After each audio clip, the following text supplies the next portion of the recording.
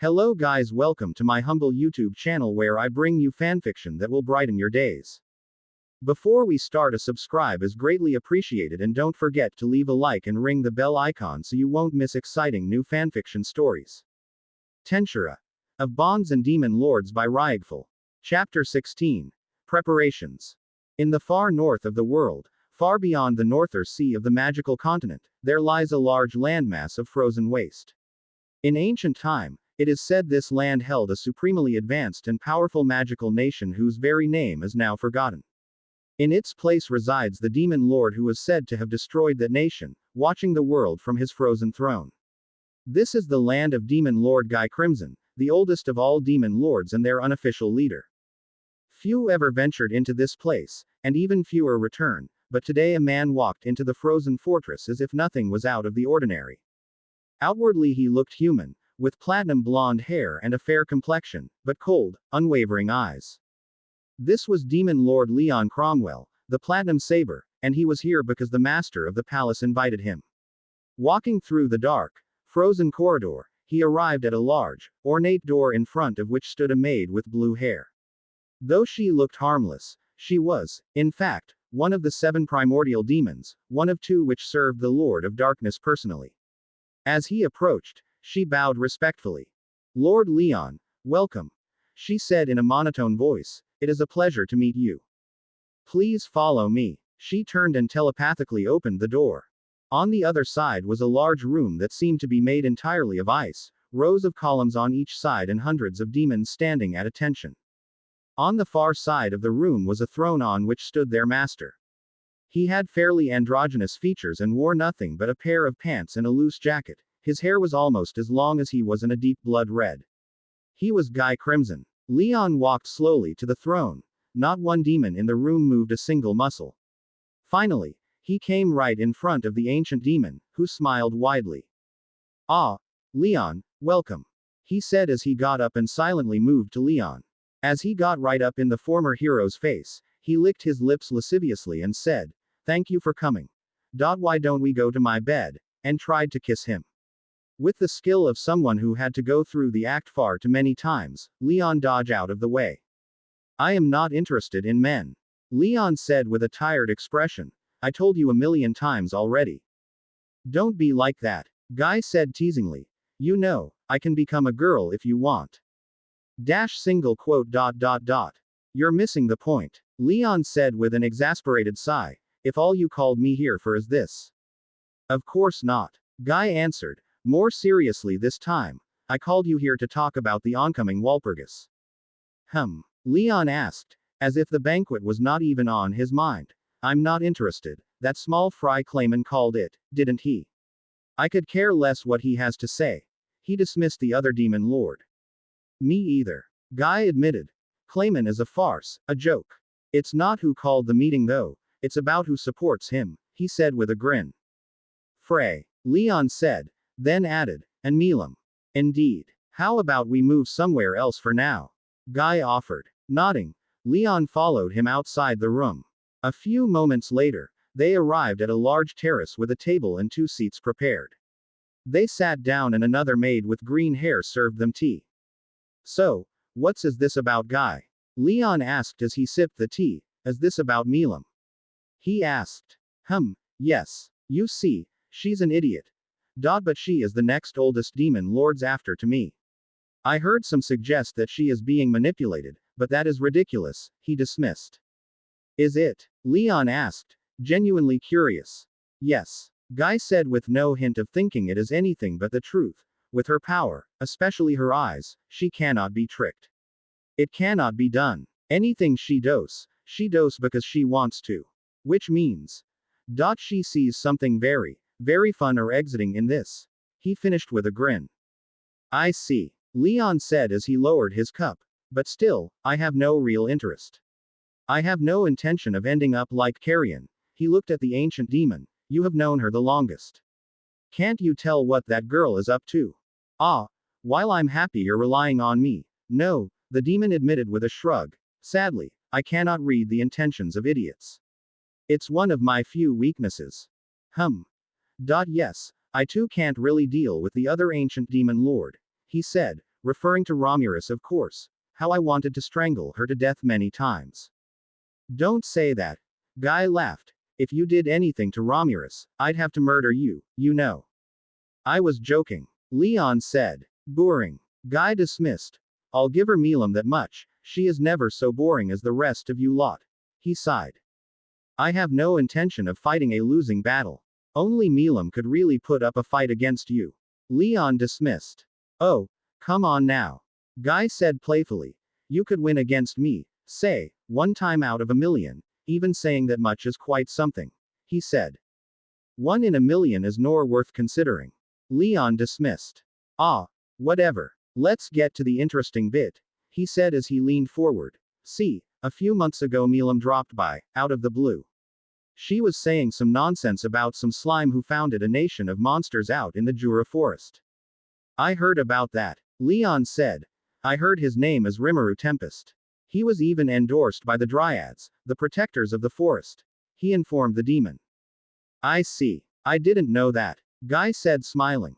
So Milim wasn't just making it up or exaggerating. Which makes what comes up next even more interesting. His smile grew even wider. Leon knew that smile. Nothing good ever came out of it, so he steeled himself for whatever insanity came next. Apparently, at least from the way she was talking about this, Rimuru, she is completely heads over heels for him. Leon had to do a double take. That was not even close to what he was preparing for. Guy chuckled at his dumbfounded expression, clearly enjoying it. You're joking, Leon finally said. No, I'm serious. The demon said. She really, and I mean, really likes this Rimuru person. The way she went on and on and on about him. Girls, right.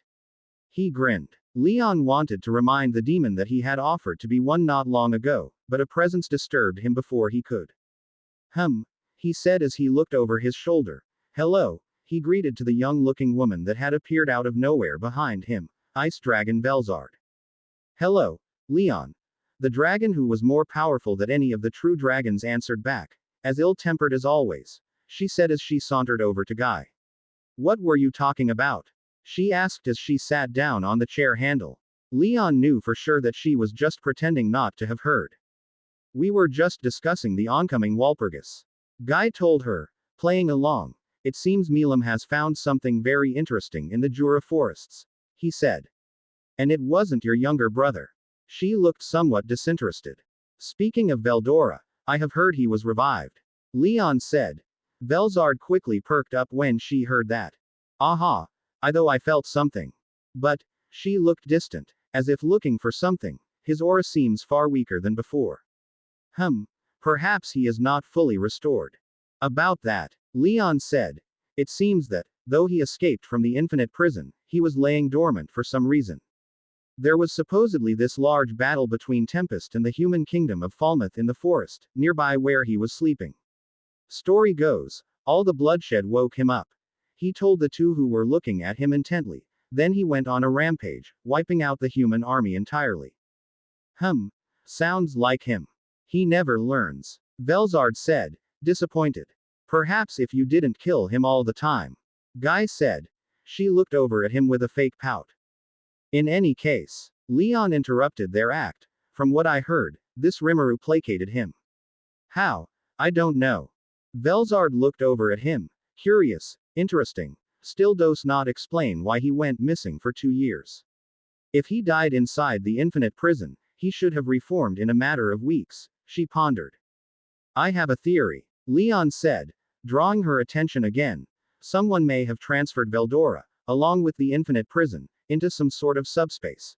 And only recently succeeded in lifting the seal. It makes much more sense than the official story I heard, though it too may be partially true. Perhaps all the bloodshed was used to fuel dispelling the seal. Gaia looked to contemplate the theory. I see. He said, but if someone broke the hero's seal, that would make them as powerful as a demon lord, no? He smiled. Who would that be? If I would have to gander a guess, I would say it is that Majin, Rimuru. Leon said. He started making waves in the forests around the same time Veldora vanished. And if even Milim is interested in him. Gaia looked very excited about the prospect. Ho ho, interesting. He said with a grin. So he may have Veldora on his side? If that's so. This is very exiting. Yes, quite. Leon dismissed, then sighed. I suppose if it true, even I will have to attend Walpurgis, he said, then got up from his seat. Are you leaving already? Guy called out, disappointed. Yes. There's no point in staying. Leon said, looking over his shoulder. I will be at the banquet. It seems we will be in for a spectacle, he said with a rare smile. Then he teleported away. Guy looked on at the place Leon had been, and smiled. How exiting, he said again, this time louder. Finally, something happening. I really want to meet this Rimuru character. He looked over at Velzard, don't you? Not really, she said, disinterested. Oh? I mean, apparently this Majin stole the heart of your cute little niece, he said with a teasing grin. As her aunt, should you not check him out for yourself? He asked. Velzard's eyes had a look of sadness in them as she looked over in the distance, to the frozen wastes created by her unrestrained aura. Guy could tell she was tensing. Finally, she spoke. No, I don't have any right to get in her way, she said in a low voice, not after. She didn't need to continue. Guy knew exactly what she meant.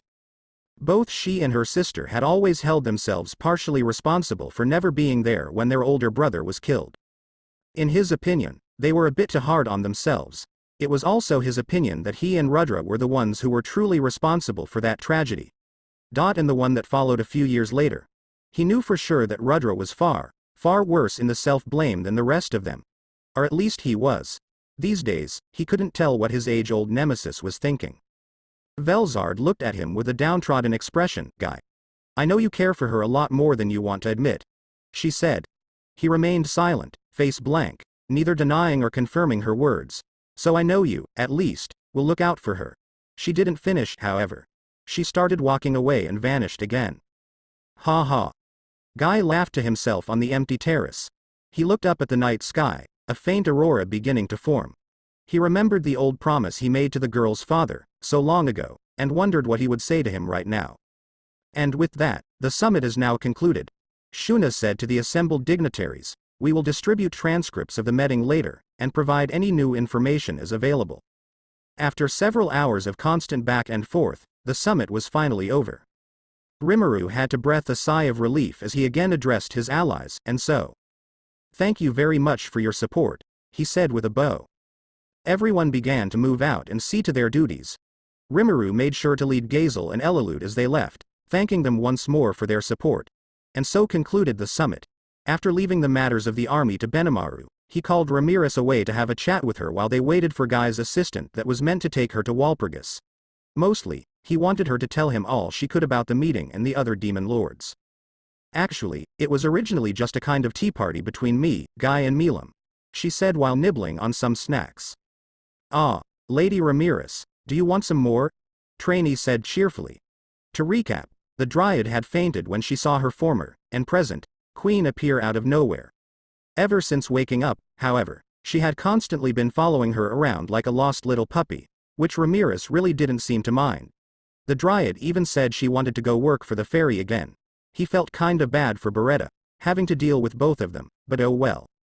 I'm good, thanks. Ramirez said. Anyways, later the other kids became demon lords and Guy started to invite them too. Since then, it's became a venue where we would solve disputes between us. When the Tenma Wars started, the Walpurgis, as Guy called it, became synonymous with bad things happening as we kept having them to discuss strategy against the angels. So people really started associating them with bad things. But you have them for good things? Rimuru asked. And are you planning another Walpurgis for the next Tenma War? Ah, I guess. Ramirez said. Guy usually calls those. Otherwise, they tend to be about really boring or meaningless stuff. When Rimuru wanted to ask, she quickly interjected, you don't want to know. Okay. He said, anyways, I would like to know more about the other demon lords. Anything you can tell me. Well, I guess I should start with the basics.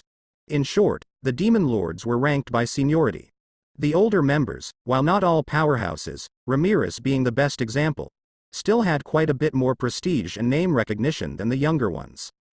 In theory, all were equals, but in terms of power and prestige some were just heads above the rest. Rimuru gathered that surviving all 3 Tenma Wars would be quite the feat, so he understood that. In any case, as Ramirez put it, They could be classed in 3 groups. The first generation, the second and third. Guy, Milim and Ramirez were the first. Guy and Milim, especially, were basically individually stronger than the rest of them combined. The 2 who no one of the council wanted to piss off. The others were a mixed bag. The second generation consisted of Degruel, the Earthquaker, leader of the giants in the Western Barren Lands. Dino, the Fallen, who according to Ramirez was something of a hermit, and he wasn't quite sure what Fallen meant. He would ask later, and Valentine, a vampire, though the current Valentine was not the original, merely taking over when the other one retired, whatever that meant. The third generation were basically everyone younger than 1,000 years. According to Ramirez, prior to the last Tenma War some 500 years earlier, the ranks of the demon lords numbered nearly 20. Not including the 2 other generations, they had all risen over time between the last 2 wars and were swiftly cut down to a size during the last one 500 years prior. Apparently, just 2 of them survived the war, only to end up killed by the newbies. The newbies included, in order of their becoming demon lords, Carrion, Frey, Clayman and lastly, Leon Cromwell. Ramirez spit the name out with venom. That no good, piss ant, failed hero crybaby thief, she said, getting progressively louder. Okay, calm down. Rimuru said, you hate him, I get it. Though I have beef with him too. He though to himself. So basically, the older you are the more your words matter? He asked. Kinda not. She said, like I said, we're all equal at the council. Issues are usually solved with a majority vote. Even just making a proposal requires you to have the support of at least 2 other demon lords. She said as she got back to eating, but stopped. Oh, and you can only bring 2 followers with you, okay? Ah, I see. Oh no. Rimuru trailed off as he saw the pleading looks of everyone in the room. Oh no. Better nip this in the bud. I already made up my mind, okay. He said, shutting them down before Xian and Diablo went too far. Again. Diablo, you already have your hands full with Falmouth. I'm trusting you, okay? He said to the demon. Of course, my lord. The demon said with a bow, I will do you proud. Great. The others will be busy with the army, so. Xian and Ranga will be accompany me. He could see the 2's eyes sparkle. Benimaru, I will leave the army to you. You have full command over all forces we deploy against Clayman. I trust your judgment. He told the ogre, who also bowed. Announce me when they are prepared, and I will transport them there. But before that, I think we will need some insurance, he said, stroking his chin. Insurance? Benimaru asked, unsure of his master's intentions. Yes. Even if we get the army in place, we have no guarantees we make it before Clayman's army slaughters thousands. And so, I think I will try and evacuate as many Eurazania citizens as I can. Phobio. The beatman in question quickly stepped forward. I'll be taking you with me to convince people to leave. Do you think you can do that? Of course, sir. He proudly proclaimed, as a beastketeer, we have great influence over the common people of Eurazania. If one of us is there, they will obey. But, he looked unsure, could you really do that? Evacuate thousands. Rimuru smiled, piece of cake. Won't even tire me out. Now. He stood up and turned to face the window. Let's get this show on the road. Over the next day, as Benimaru and the others organized and supplied their forces, Rimuru was in a teleportation frenzy, moving all over the smaller settlements of Eurazania with Phobio in tow. As the Beastman said, the common people greatly respected the beatketeers, and so when he said to pack up and prepare to leave, they would do so with frightful speed. As a general rule, it seemed beastmen were light travelers. They did not pack much other than the bare essentials, and so it was usually a quick affair, even for the largest cities, to gather up everyone and get them away. In this way, almost all of Eurazania was evacuated in advance for the war. When Clayman's army would march in, they would find the cities and villages deserted. Benimaru had already prepared a nasty surprise for them, and hearing it Rimuru had to suppress an evil grin. He almost felt sorry for the bastards. On the morning Walpurgis was to take place, all their preparations were completed. Arrayed outside the city were 10,000 beastmen warriors, plus his own 10,000 strong forces including the goblin riders, Geld's orcs and many more. He didn't feel the need for a big speech or grand sent-off. He simply told them that he trusted in them to do their part. With a cheer, he sent them on their way to crush Clayman's ambitions. Which only left one thing. Dealing with Veldora. What? The dragon shouted when he was told to stay in Tempest House sitting. Me? Yes. Rimuru said bluntly. But my time to shiny. Veldora whined, looking not one bit the ancient dragon he supposedly was. Listen. Rimuru said with a sigh, most of our fighting forces are leaving for war, and I'm headed for the Walpurgis. I need you to defend Tempest. He told the dragon, deciding to play to his pride. You're the guardian of the Jura forest, aren't you? Hearing that praise, Veldora immediately perked up. Kwa ha ha ha ha. Of course, leave it to me. He boasted, no one will dare attack while I'm here. Then immediately deflated. Peef. House sitting. And left, pouting all the way. Rimuru had to let out another sigh. One problem solved. Thankfully, there were no others. Well, he did have to agree to helping Ramirez with a little something. Namely, making a medium doll for Trainee to inhabit so she can leave the forests and serve Ramirez again, but that was a much easier task than placating a giant, human-formed dragon of destruction. They waited for a few hours. Finally, Ramirez informed him the banquet would begin in a few minutes. On K, a demon appeared in a swirl of black mist. She had blue hair and was obviously no mere demon, but an archdemon. She bowed to Ramirez, who greeted her casually, and then looked over at him. Master Guy informed me to allow you to join the banquet. Please, follow me, she said with a bow, then turned around. Waving her hand, the mist from before appeared again, but this time began taking a specific shape. A large door materialized out of nowhere, opening up to reveal a large, purple portal. Please pass through, she said politely, to the Walpurgis. Looking to make sure Xian was right behind him and Ranga comfortably in his shadow, he took a few steps forward. Just a bit longer. He said to himself, just wait a bit longer, okay Milim? And passed through the door, prepared for anything. City of the Forgotten Dragon. Despite being the city of the infamous destroyer, the city of the Forgotten Dragon was usually a peaceful. However, on this day its boundaries had been overtaken by noise and chaos as a large army, Clayman's army, had camped to regroup before it headed into Eurasania. My deepest apologies, Midre said to the head of the army, a sadistic man named Yamza, after the Majins stormed into the temple demanding more food for his troops and for the followers to join his forces while they marched. Of course, given that Midre had received a letter written by Lady Milim herself telling him to cooperate, he would do as asked, though he really wanted to tear the pathetic man's head off. He very nearly did when the bastard, enraged that Hermes had the audacity to talk back to him, cut off the second-ranked priest's arm off. Some quick thinking on his part managed to spare Hermes' life though, and now he was trying to make the idiot Yamza go away. Eventually, the Majin turned away. Peef, whatever, he said as he sauntered back down the stairs, just make sure you have our supplies ready. Once he was out of sight, Midre picked up Hermes' severed arm and walked to where the priest laid down, or rather, where Midre punched him. With some quick healing magic, Hermes' arm was reattached like nothing happened. Thanks, Hermes said with a hint of sarcasm as he got up, though I'm surprised you. He wanted to say he was impressed how Midre kept himself from flowing into a rage, but cut himself when he saw the head priest's veins bulge. That scumbag, he bellowed. How dare he treat a follower of Lady Milim like that? Defile her sacred temple with his filth. I should kill him. Hermes looked on with a practiced deadpan expression, waiting for him to calm down, which he eventually did. Ah, he's lucky Lady Milim gave orders, or else. Yes, though I still wonder why she would want to work with that Clayman. Hermes said as he stretched his healed arm a bit. You know how she hates this kind of underhanded stuff.